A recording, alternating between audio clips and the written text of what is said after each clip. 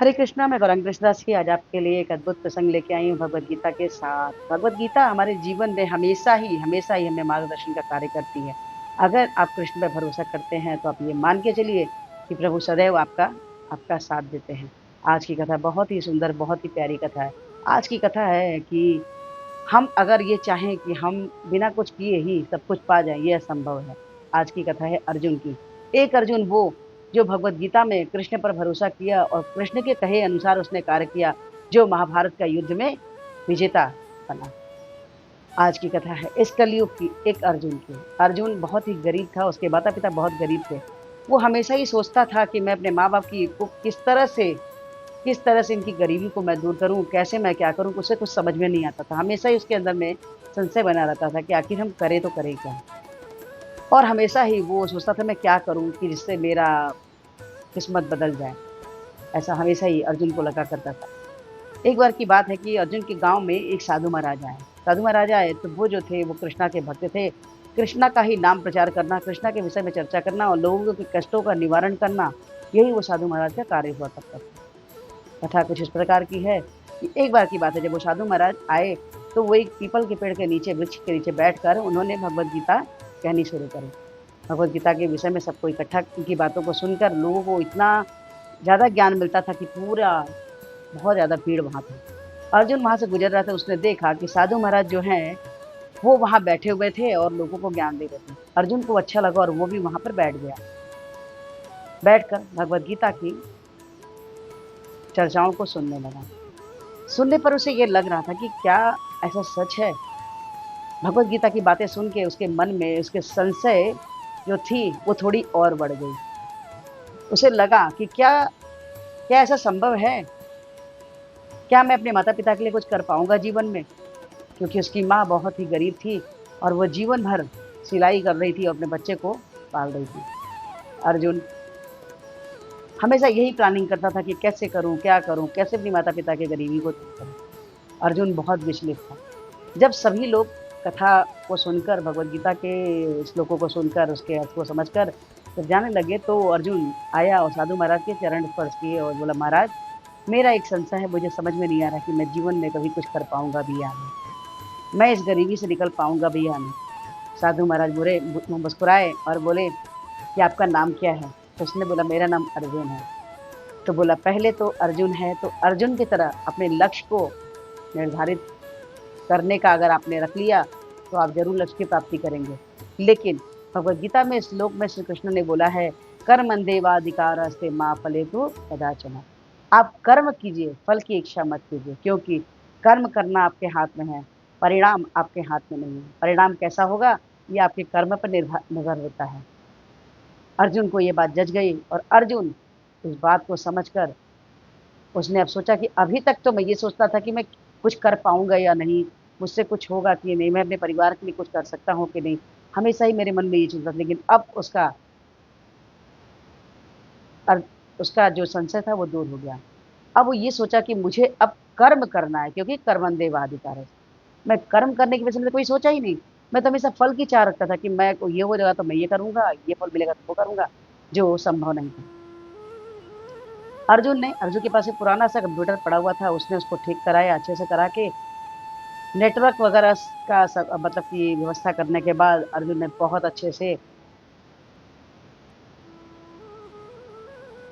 से उसने कंप्यूटर की जानकारी अर्जित करी और वो बहुत अच्छा कंप्यूटर का टीचर बना। अपने गाँव के बच्चों को इकट्ठा करके अर्जुन जो था, वो सभी को कंप्यूटर के विषय में जानकारी देने लगा ताकि उसका गाँव आगे बढ़ सके। धीरे-धीरे उसका उसका स्थिति बेहतर हो गया, उसे एक अच्छे सरकारी स्कूल में वो प्रधानाचार्य बन गया, वहाँ पर पढ़ाने लग गया। वहाँ आचार्य बनने के कारण वहाँ का वो प्रिंसिपल भी बना। लेकिन क्या हुआ कि समय के साथ एक बार वो और वो तो हमेशा जो अर्जुन जो था, वो हमेशा ही हर रविवार के दिन पीपल के पेड़ के नीचे बैठकर जहाँ साधु महाराज भगवद गीता का ज्ञान दिया करते थे, वहाँ अर्जुन भी बैठकर 1-2 श्लोक लोगों को सुनाया करता था। गाँव के बच्चे भी शिक्षित हो गए। एक बार की बात है कि एक बच्चा आया और आके अर्जुन से पूछता है, "भैया, क्या मैं क्या मैं बहुत कमज़ोर हूँ, मैं क्या जीवन में कभी कुछ कर पाऊँगा? मुझसे मुझसे तो कुछ नहीं होगा।" मुझे तो लगता है कि मैं कुछ भी जीवन में नहीं कर सकता हूँ। अर्जुन मुस्कुराया और बोला कि आप ऐसा कैसे बोल सकते हैं? भगवत गीता में एक श्लोक है जिसमें प्रभु ने ये बोला है कि सॉरी,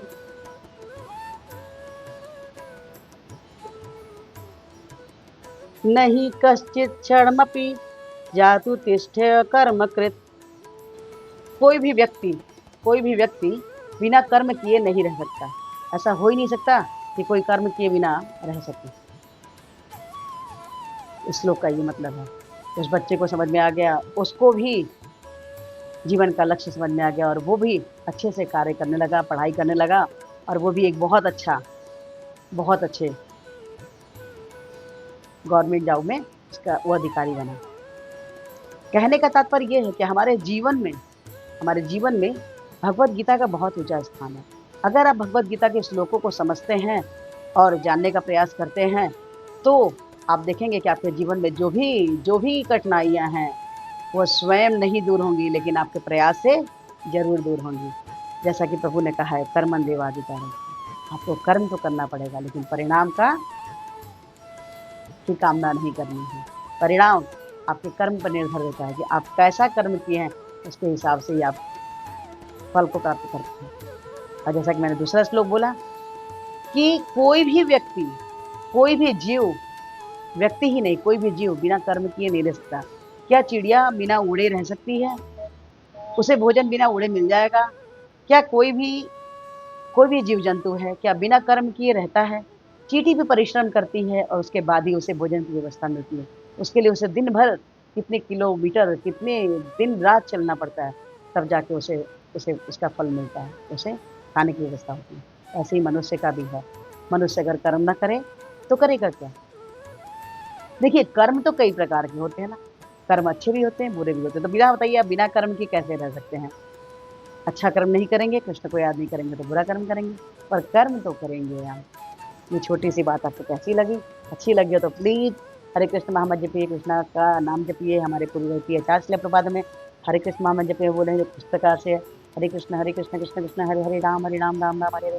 तो हरे कृष्ण महामंत्र जपिए और कृष्णा के सबसे प्रिय बच्चे बन जाए। प्लीज़ प्लीज़ प्लीज़ आज से 1 माला जपिए, छोड़ करके 2, उसे 4, 4 से 6, 6 से 8, 8 से 16। जैसे ही 16 माला जपते हैं कृष्णा के हित कृपा के पात्र बन जाइए। प्लीज़ हरे कृष्ण महामंत्र जपिए और कृष्णा के हित कृपा के पात्र बन जाइए। बीच में हमारा थोड़ा सा माइक डिस्टर्ब हो गया था, इसके लिए मुझे क्षमा कीजिएगा। हरे कृष्णा, राधे राधे।